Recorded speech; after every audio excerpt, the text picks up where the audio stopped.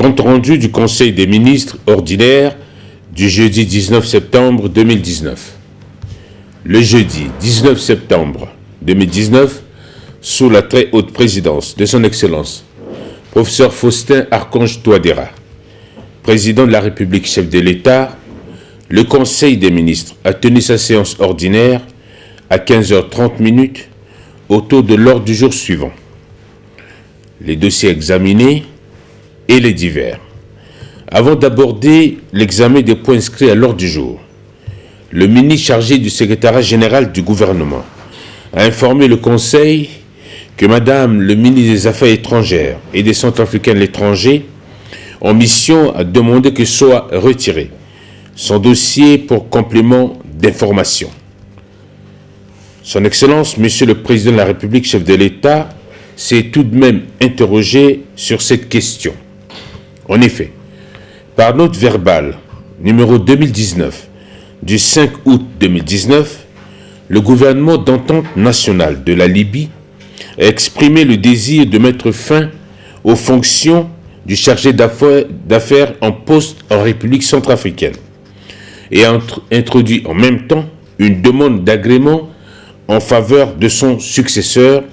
dans le but de redynamiser davantage la coopération bilatérale entre nos deux pays. Alors que le gouvernement intérimaire se propose de maintenir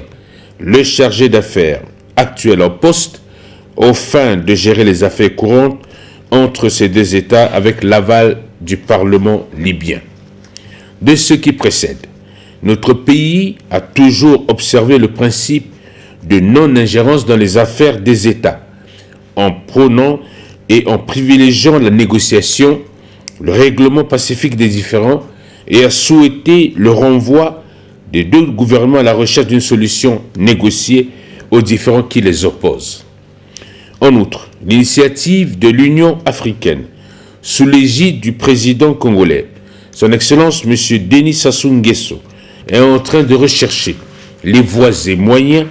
pour permettre un règlement pacifique et consensuel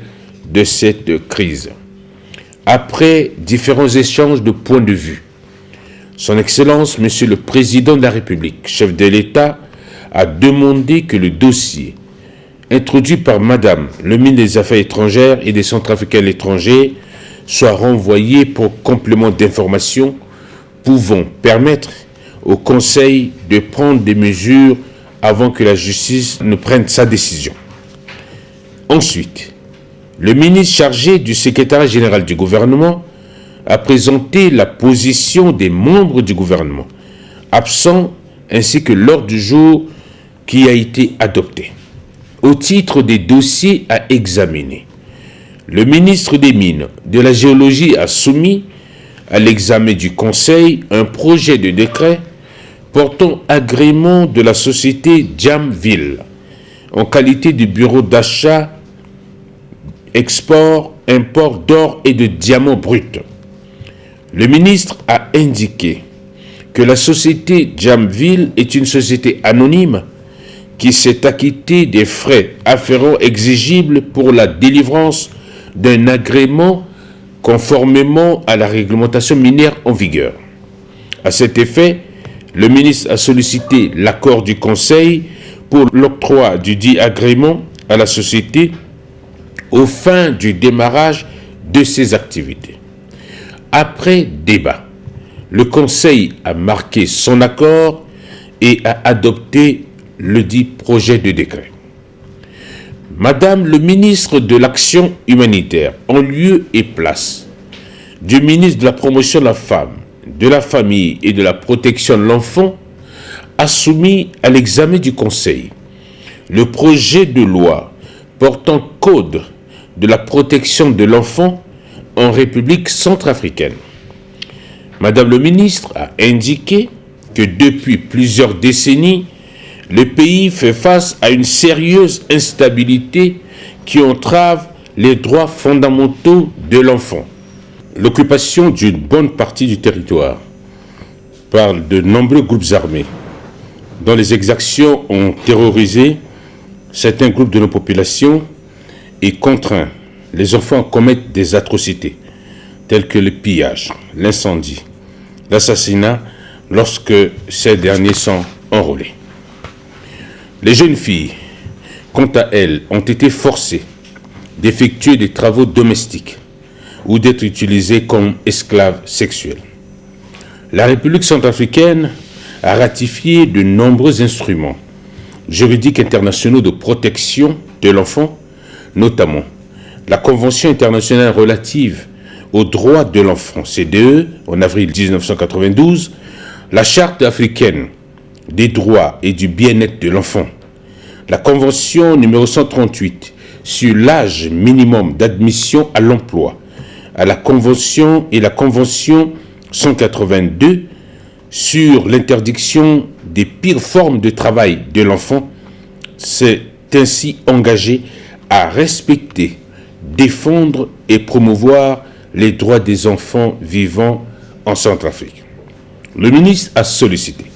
l'accord du Conseil pour que ce projet de loi soit transmis à l'Assemblée nationale pour examen et adoption. Son Excellence, Monsieur le Président de la République, chef de l'État, a quant à lui rappelé le Conseil de ce que, selon les informations reçues, notre pays, la République centrafricaine, est classé dans la catégorie numéro 2 des pays qui maltraitent les êtres humains, donc sous surveillance. Pour lui, ce projet de loi est très important pour notre pays en ce qu'il permet de protéger les populations. C'est même pour cette raison qu'il a désigné, par décret numéro 19-237 du 20 août 2019, Madame le ministre de la promotion de la femme, de la famille et de la protection de l'enfant comme point focal de la coordination nationale de lutte contre la traite des personnes en République centrafricaine. Au terme des débats, le Conseil, tout en demandant aux ministres qui ont des observations de les transmettre à Madame le ministre pour leur prise en compte, et adopté le dit projet de loi qui sera transmis à l'Assemblée nationale pour examen et adoption. Au titre des divers, le ministre de l'Administration du Territoire et de la Décentralisation a informé le Conseil du paiement par le ministère des Finances et du Budget des arriérés d'indemnités alloués aux chefs de village des 3 préfectures de la République centrafricaine. À ce sujet, Son Excellence, Monsieur le Président de la République, chef de l'État, a instruit le ministre de prendre les dispositions pour une gestion transparente de ces fonds. Le ministre délégué auprès du ministre des Affaires étrangères et des Centrafricains à l'étranger, chargé de la francophonie et du protocole d'État, a informé le Conseil qu'il a reçu l'ambassadeur de la République populaire de Chine, qu'il a informé de la publication dans un journal dénommé Nouvelle Vision, numéro 1102 du 16 septembre 2019, d'un article qui s'intitule « Bientôt, la normalisation des relations diplomatiques entre la RCA et la Chine-Taïwan ». À ce sujet, Son Excellence, Monsieur le Président de la République, chef de l'État, a pris la parole pour dénoncer cette pratique qui tend à créer des tensions inutiles dans les relations existant entre nos 2 pays. Le Conseil condamne avec force toute tentative malveillante des ennemis de la nation qui cherchent à saper l'élan de la coopération très agissante qui se développe entre les autorités chinoises et centrafricaines depuis l'accession à la magistrature suprême de l'État de Son Excellence, professeur Faustin Archange Touadéra, président de la République, chef de l'État. Le gouvernement tient une fois de plus à renouveler au gouvernement chinois son attachement au principe d'une seule Chine, la Grande Chine. Enfin, le gouvernement centrafricain tient à rassurer le gouvernement chinois que la Chine reste et demeure un partenaire privilégié et qu'aucune action tendancieuse ne saurait entacher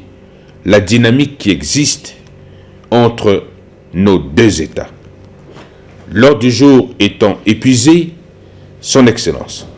Monsieur le Président de la République, chef de l'État, a levé la séance à 16h15. Fait à Bangui, le 21 septembre 2019, le ministre chargé du secrétaire général du gouvernement, Maxime Balalou. Je vous remercie.